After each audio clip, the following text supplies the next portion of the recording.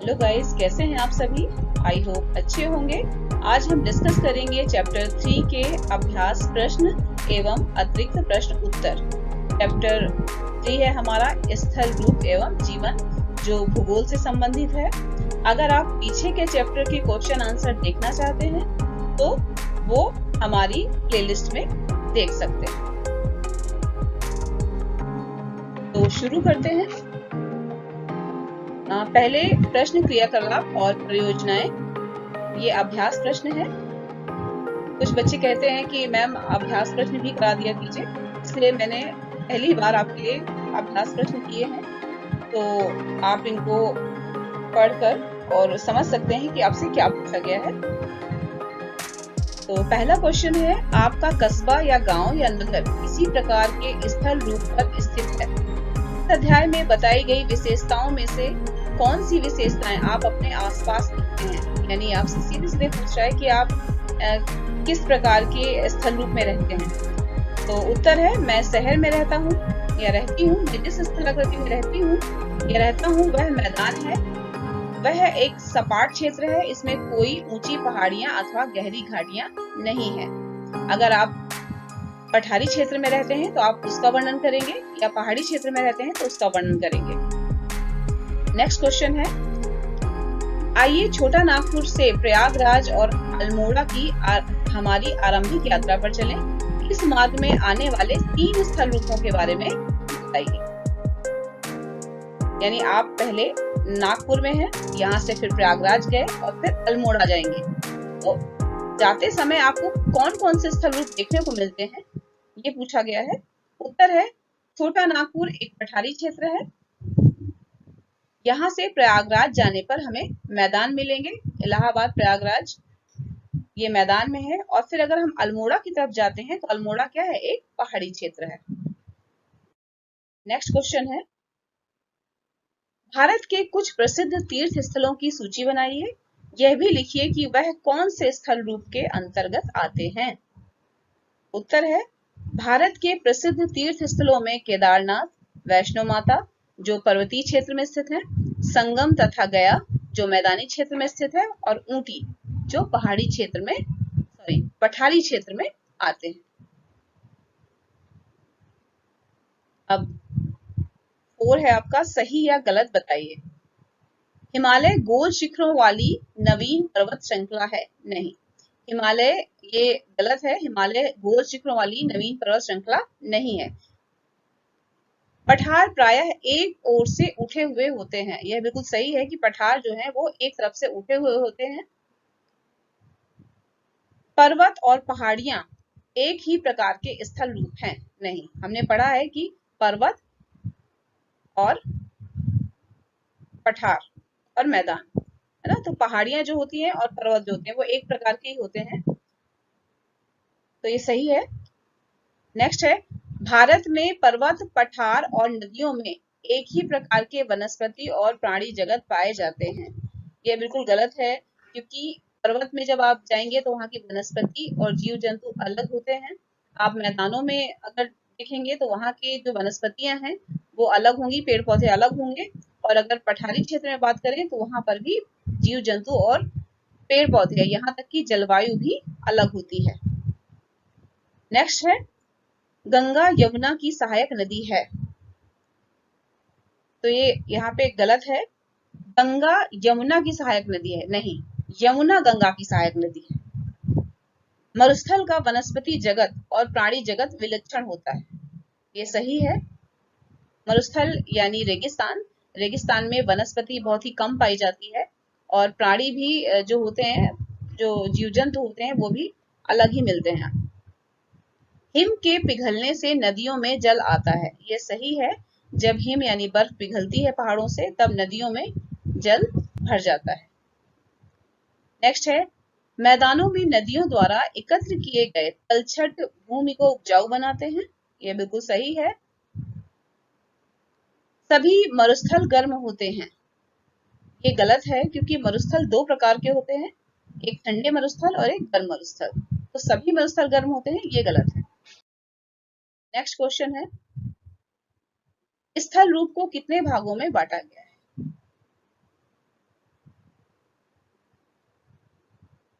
तो स्थल रूपों को तीन भागों में बांटा गया है, पर्वत, पठार और मैदान। अब पांचवा क्वेश्चन है आपका कि शब्दों के जोड़े बनाइए। तो माउंट एवरेस्ट में लोग पर्वतारोहण करते हैं। राफ्टिंग नदी में की जाती है। ऊंट जो है वो मरुस्थल में पाया जाता है। पठार विश्व की छत, एक ऐसा पठार है सबसे ऊंचा पठार जिसे विश्व की छत कहा जाता है। गंगा का मैदान, गंगा का मैदान धान के खेत के लिए और गेहूं के खेत के लिए प्रसिद्ध है। जलमार्ग, गंगा में जलमार्ग है। माउंट किलिमंजारो, ये अफ्रीका में है। यमुना एक सहायक नदी है, किसकी है? गंगा नदी की। अब अतिरिक्त प्रश्न उत्तर शुरू करते हैं और उसका पहला क्वेश्चन मैंने आपको क्वेश्चन भी बता दिया और आंसर भी बता दिया। तो नेक्स्ट में चलते हैं।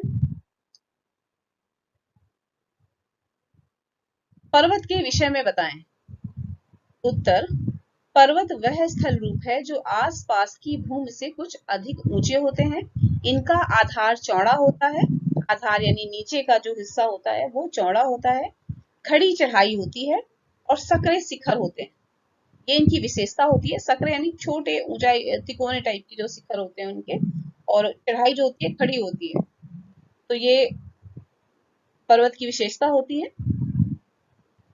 नेक्स्ट क्वेश्चन, पर्वत हिम से कैसे ढक जाते हैं? उत्तर है, पर्वत अपनी अधिक ऊंचाई के कारण हिम से ढक जाते हैं। पहाड़ी क्या है? नेक्स्ट क्वेश्चन है हमारा, पहाड़ी क्या है? उत्तर है, कम ऊंचाई वाले अन्य ऊंचे स्थान, उनकी विशेषता कम खड़ी चढ़ाइयां और गोल आकार के शीर्ष हैं। इन्हें पहाड़ी या हिल कहा जाता है।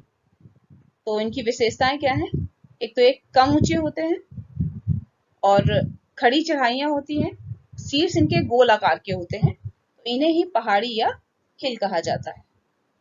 नेक्स्ट क्वेश्चन है, तुंगता एल्टीट्यूड क्या है?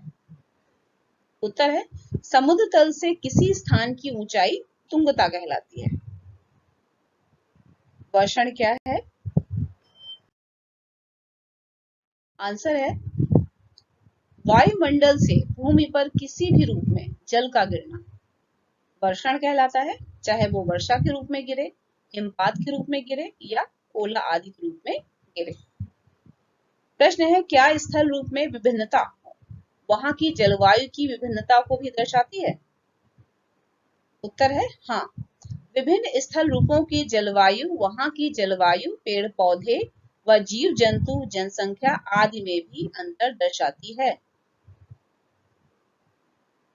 प्रश्न है, पर्वत श्रृंखलाएं क्या हैं? उत्तर, पहाड़ों की एक लंबी श्रृंखला या क्रम पर्वत श्रृंखला कहलाती है। प्रश्न है, विश्व के प्रमुख पर्वतों एवं उनके स्थानों के विषय में बताएं। उत्तर है, सबसे पहले हम पर्वत और वो कहां पर है और उसकी प्रमुख चोटी क्या है इसके बारे में पढ़ेंगे। जैसे सबसे बड़ा पर्वत जो है पर्वत श्रृंखला हिमालय है। हिमालय एशिया में है और इसकी जो सबसे ऊंची चोटी है वो है एवरेस्ट, कंचनजंगा। एवरेस्ट अलग है जो नेपाल में है और कंचनजंगा भारत में है, और ये पर्वत श्रृंखला है, हिमालय पर्वत श्रृंखला है। नेक्स्ट, आल्पस पर्वत यूरोप में है। इसकी जो सबसे ऊंची चोटी है उसका नाम है मोंट ब्लांक और ये पर्वत श्रृंखला है। एंडीज ये दक्षिणी अमेरिका में पड़ती है और अकोंकागुआ इसकी सबसे ऊंची चोटी है और ये भी एक पर्वत श्रृंखला है। माउंट किलिमंजारो ये अफ्रीका में स्थित है। यह एक स्वतंत्र पर्वत है और पर्वत यानी ये एक पर्वत श्रृंखला नहीं है, एक स्वतंत्र पर्वत ही है। प्रश्न है, दक्षिण भारत का सबसे ऊंचा पर्वत कौन सा है? यानी भारत में दक्षिण में सबसे ऊंचा पर्वत कौन सा है? उत्तर है अनाईमुडी, अनाई शिखर केरल में स्थित है ये। प्रश्न है, माउंट एवरेस्ट एवं कंचनजंगा की स्थिति बताइए।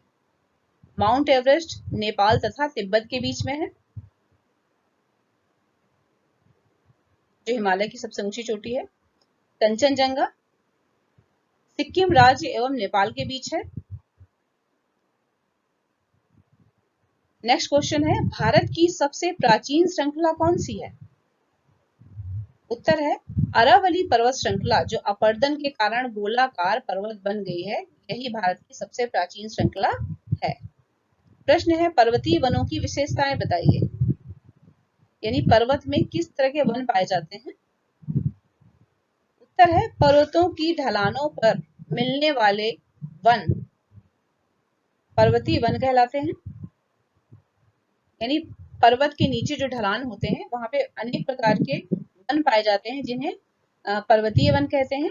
यहाँ शंकुधारी वंचित पर स्प्रूस, देवदार आदि मिलते हैं। इनकी ऊंचाई अधिक होती है, यानी मेन जो पौधे पेड़ हैं वो हैं आपके स्प्रूस और देवदार, और ये शंकुधारी वन होते हैं। इनकी ऊंचाई अधिक होती है, शंकु के आकार के वन होते हैं, इसलिए इन्हें शंकुधारी वन कहते हैं।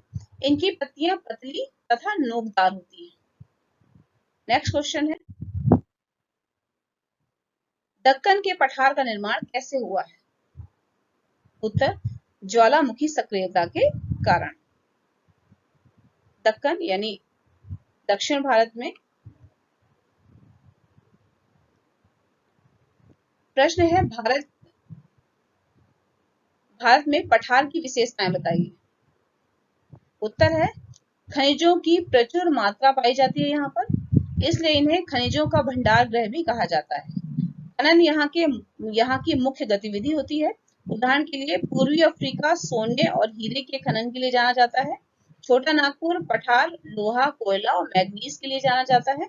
कम उपजाऊ परंतु लावा क्षेत्र में उपजाऊ काली मिट्टी का यहाँ प्रसार होता है, और यहाँ आकर्षक जलप्रपात की प्राप्ति भी होती है। तो पठार की विशेषताओं में आपने देखा कि एक तो एक खनिजों के लिए बहुत ही ज्यादा महत्वपूर्ण होते हैं।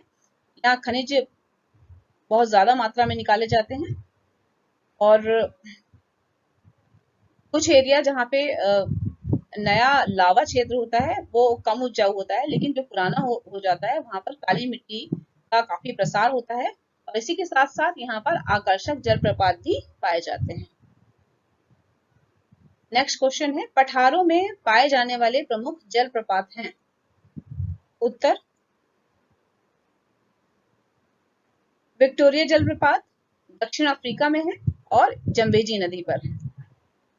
दूसरा जलप्रपात है हुंडरू, ये नागपुर पठार में स्वर्ण रेखा नदी में भारत में। नेक्स्ट है नह काली कई, जो चेरापूंजी में है ये जलप्रपात, और चेरापूंजी मेघालय में है। नह काली कई जलप्रपात। नेक्स्ट है पहाड़ी जीव, कुछ पहाड़ी जीवों के बारे में बताइए। उत्तर है पेरेग्रीन फॉल्कन, ये एक पहाड़ी जीव है। हिमालय तहर, पहाड़ी खरगोश, गोल्डन ईगल, कैनेडियन लिंकस, याक, आईबैक्स, ग्रे फॉक्स, हिम तेंदुआ और भालू, ये सारे पहाड़ी जीव जंतु हैं। प्रश्न है, हिमालय से निकलने वाली प्रमुख नदी कौन सी है? उत्तर है हिमालय से निकलने वाली प्रमुख नदी गंगा है। गंगा भारत की एक विशालतम नदी है, यह सबसे विशालतम नदी है। इसकी लंबाई 2500 किलोमीटर है। इसकी सहायक नदियां यमुना, घाघरा और सोन हैं। प्रश्न है, भारत के गंगा ब्रह्मपुत्र मैदान का वर्णन करें। उत्तर है भारत की कुल जनसंख्या का 1/4 से अधिक भाग, लगभग 40 करोड़ जनसंख्या मैदान में निवास करती है। यहाँ का मुख्य व्यवसाय कृषि एवं मत्स्य पालन है या पशुपालन है। चावल, गेहूं, मक्का, जौ तथा मोटे अनाज के साथ यहाँ रेशेदार फसलें भी उगाई जाती हैं। यह एक समतल एवं सपाट क्षेत्र है, क्योंकि मैदान है तो समतल एवं सपाट क्षेत्र है। नेक्स्ट क्वेश्चन है, प्रमुख रेशेदार फसलों के नाम बताइए।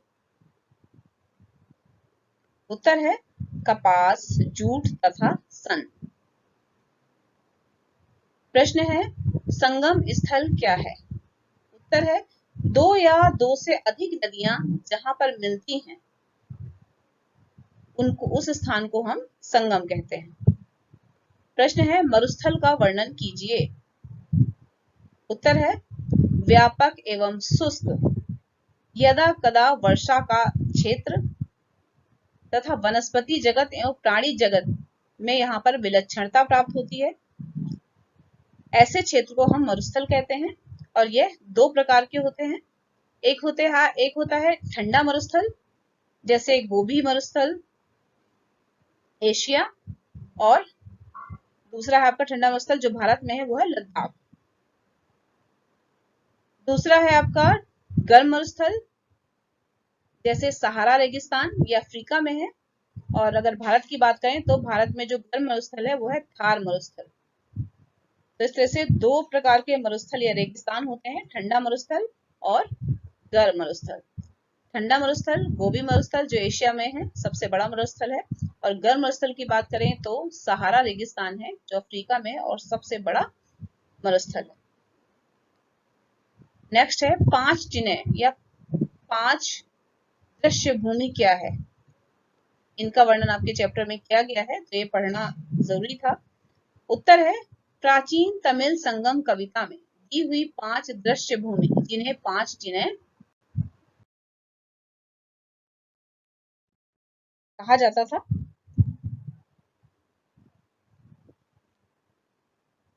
तो देख लेते हैं किस चिन्ह दृश्य भूमि को क्या कहा जाता था। जैसे कुरुंजी पर्वतीय क्षेत्र को संगम काल में कुरुंजी कहा जाता था और यहाँ पे जो मुख्य व्यवसाय था वह आखेट एवं संग्रह करना। दूसरी मुल्लाई वन एवं घास के मैदान को मुल्लाई कहा जाता था और यहाँ प्रमुख व्यवसाय था पशुपालन। उपजाऊ कृषि के मैदान मरुदम, यहाँ पे कृषि की जाती थी। तटीय क्षेत्र की भूमि के लिए नैदल शब्द आता है और यहाँ का जो मुख्य व्यवसाय था वो है मत्स्य पालन एवं समुद्री यात्रा। पालय मरुस्थल के लिए पालय शब्द का प्रयोग किया गया है। यहाँ पर मुख्य व्यवसाय घुमंतु एवं युद्धरथ।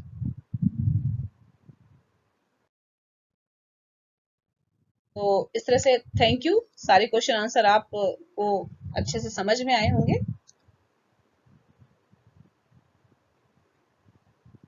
तो आप लाइक एंड सब्सक्राइब जरूर कर दीजिएगा।